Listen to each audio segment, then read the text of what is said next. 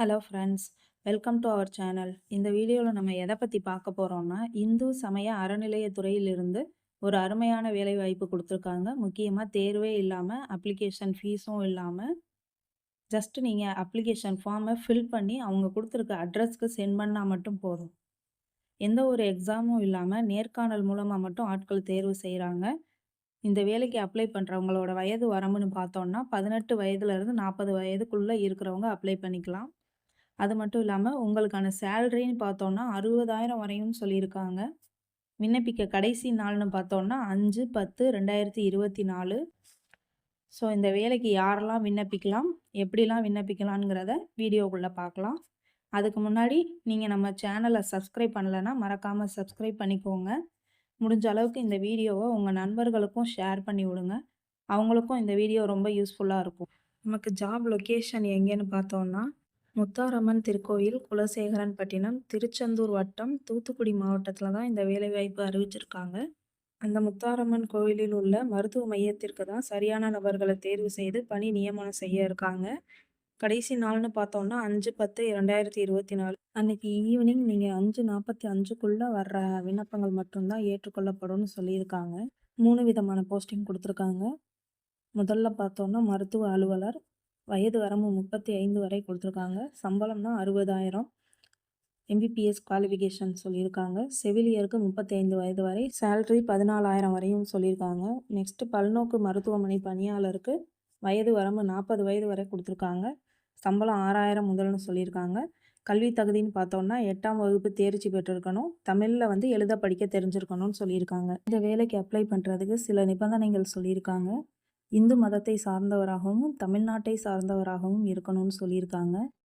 நீங்கள் முன்னாடியே அரசு பணியிலிருந்து பணி நீக்கம் செய்யப்பட்டிருந்தீங்க அப்படின்னா இதுக்கு விண்ணப்பிக்க தகுதியற்றவர்கள்னு சொல்லியிருக்காங்க.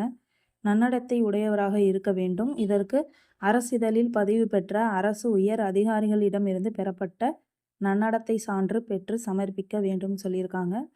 அதாவது நீங்களே லோக்கலில் உள்ள ஏதாவது ஒரு கவர்மெண்ட் ஆஃபீஸர்கிட்ட க்ரீன் இங்கில் சைன் பண்ணுறவங்கள்ட்ட ஒரு சர்டிஃபிகேட் வாங்கி நீங்கள் சப்மிட் பண்ணுற மாதிரி இருக்கும்னு சொல்லியிருக்காங்க. விண்ணப்பதாரர்கள் ஒவ்வொரு பதவிக்கும் அந்தந்த பதவிக்குரிய கல்வி மற்றும் தகுதி சான்றிதழ்கள் மற்றும் இதர விபரங்களுடன் தனித்தனியாக விண்ணப்பிக்க வேண்டும்னு சொல்லியிருக்காங்க.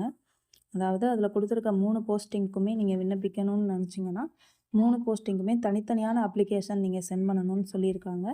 வரப்பெற்ற விண்ணப்பங்கள் அனைத்தும் சரிபார்க்கப்பட்டு தகுதியுள்ள நபர்கள் மட்டுமே தேர்ந்தெடுக்கப்படுவார்கள்னு சொல்லியிருக்காங்க. பூர்த்தி செய்யப்பட்ட விண்ணப்பங்கள் செயல் அலுவலர், அருள் தரும் முத்தாரம்மன் திருக்கோயில், குலசேகரப்பட்டினம், திருச்செந்தூர் வட்டம், தூத்துக்குடி மாவட்டம் இந்த முகவரிக்கு அனுப்ப சொல்லியிருக்காங்க. 5/10/24 அன்று ஈவினிங் நீங்கள் 5:45 மணிக்குள்ளே அனுப்பி வச்சுருக்கணும்னு சொல்லியிருக்காங்க. அதுக்கப்புறம் வர்ற விண்ணப்பங்கள் நிராகரிக்கப்படும்னு சொல்லியிருக்காங்க. அஃபிஷியல் வெப்சைட் கொடுத்துருக்காங்க, hrce.dn.government.in. இந்த வெப்சைட்குள்ளே நீங்கள் போனீங்கன்னா கூட அப்ளிகேஷன் டவுன்லோட் பண்ணிக்கலாம். என்னோட டெஸ்கிரிப்ஷன்லேயும் நான் கொடுக்குறேன் அப்ளிகேஷன் ஃபார்ம். அது மூலமாகவும் நீங்கள் டவுன்லோட் பண்ணிக்கலாம். அப்ளிகேஷன் ஃபார்மோட ஃபார்மட் இது தான். ரைட் கார்னரில் புகைப்படம்னு இருக்கிறதுல உங்களோட பாஸ்போர்ட் சைஸ் ஃபோட்டோஸ் நீங்கள் காப்பி பண்ணிக்கலாம். விண்ணப்பதாரர் பெயரில் உங்கள் பெயரும் தந்தை பெயர், தற்போதைய முகவரி இதை ஃபில் பண்ணிக்கணும். நெக்ஸ்ட்டு பர்த் சர்டிஃபிகேட் கேட்டிருக்காங்க, அதோட ஜெராக்ஸ் காப்பியை நீங்கள் இதில் அட்டாச் பண்ணிடுங்க.